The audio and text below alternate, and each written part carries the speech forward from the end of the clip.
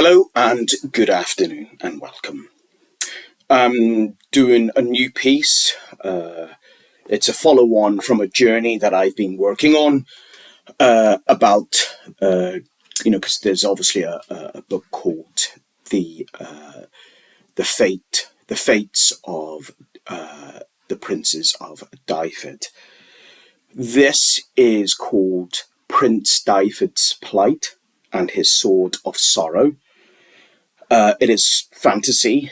It's under the fantasy genre, but it's based on a legend that I believe, which is the legend of Prince Dyfed's spirit and the strength of Celticism. And basically, obviously in Wales, of course. And this is beautiful because obviously the petty kingdom of Dyfed stood up to all the forces, even though that unfortunately the fates of the princes of Dyfed unfortunately were killed, but they were very brave and they fought hard and strong.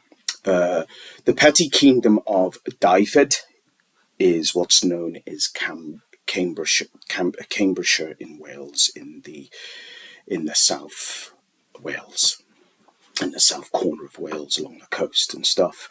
But it's because my second name is Davies, and of course my daddy was Welsh, and Davies, going back far enough, is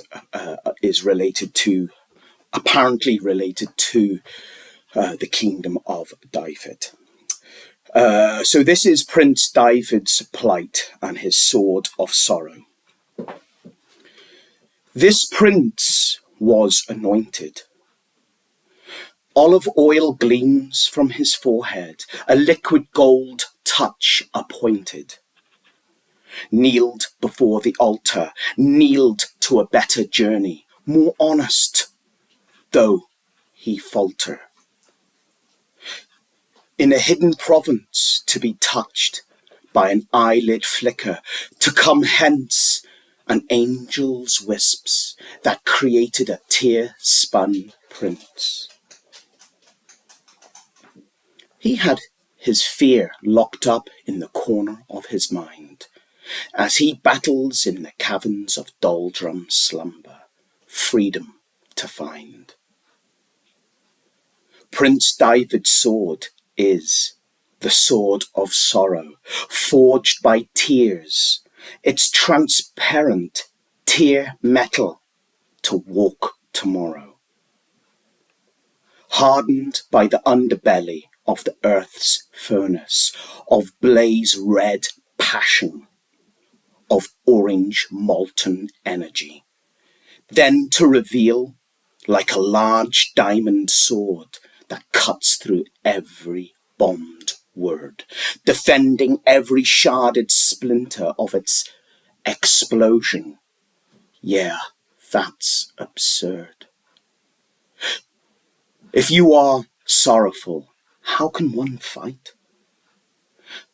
But sorrow defends with all its might from those that attack like the sentinel conscience.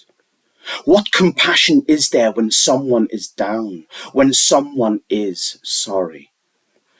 Engraved upon the sword are these words: he whose heart is sorrowful has the wind by his side. Indeed, he could not hide, forced to fight against neo-communist order that sets the MK troopers to escort and charge the prince to the mine's prison, now considered gone and lost. But the prince turned into the wind, flowing through the bars and reforming on the other side. Travelling through the caves and chambers with an oil lantern and his sword around his belt that reflected from the lantern's flames and twinkled in the dark. He resurfaced in the meadows of hoped freedom, for the petty kingdom of Dyfedd. The prince picked up a grass blade, a grass harp, just a single blade between his two thumbs, and he blew through the natural vibrated whistle, sounded through the air. Its beautiful call to share. It summoned the gnomes, the clan of Aggie, the earth children with their axes, picks, spades, and short swords. None of them could afford a home, but their feet bound to them to the earth, where a home was anywhere they placed their feet, as if roots growing from their souls. Roots of the soul that binds them to the unseen, to gently walk over their ancestors like the roots of a tree that grow below. Prince Dyfedd welcomed the gnomes, and they set on foot for justice. O wind, comfort, blow through these darling leaves, so vulnerably dangling, attached to the fingers of the tree's arms. Leaves that are so easily hurt and taken away with the anger of the wind. But then the prince realizes it is to renew the tree's stance for another endured annulate ring, the hardened armor bark of the body's trunk. It is for spring's opening palace of buds, blossoms, and flowers. This year's summer nears to an end. The prince called upon the dogs, autumn's red-eye hounds. It is only a dog, but less than a human, a front-lined bark. Prince Dyfedd witnesses the roots of the tree sprout up through the earth like the ancestors coming to help and wrapping around his enemies, pulling them to the ground.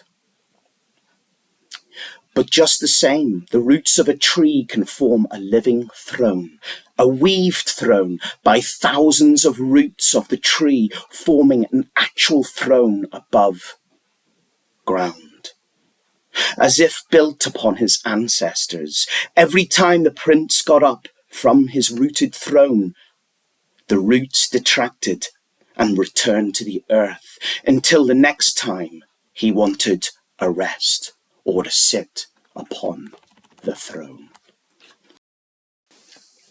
Hi. This piece actually I wrote well before the one I've just read out of Prince Dyfedd's Plight. This one I wrote, I don't know, quite a while ago, over 7 years ago, I'd say, or just maybe about 7 or 8 anyway. It's called Aggie, the Tree Tailoress and the Weaver of Dreams. It is in remembrance of my Nana, Agnes Miller Lyons, because she was a tailoress in her day, very skilled tailoress actually. But anyway, this is called Aggie, the Tree Tailoress and the Weaver of Dreams. Aggie's roots that can stretch for a mile upon mile poked a rootlet through the soil to feel the wind whisked across the ground. It was well disguised amidst the blades of grass.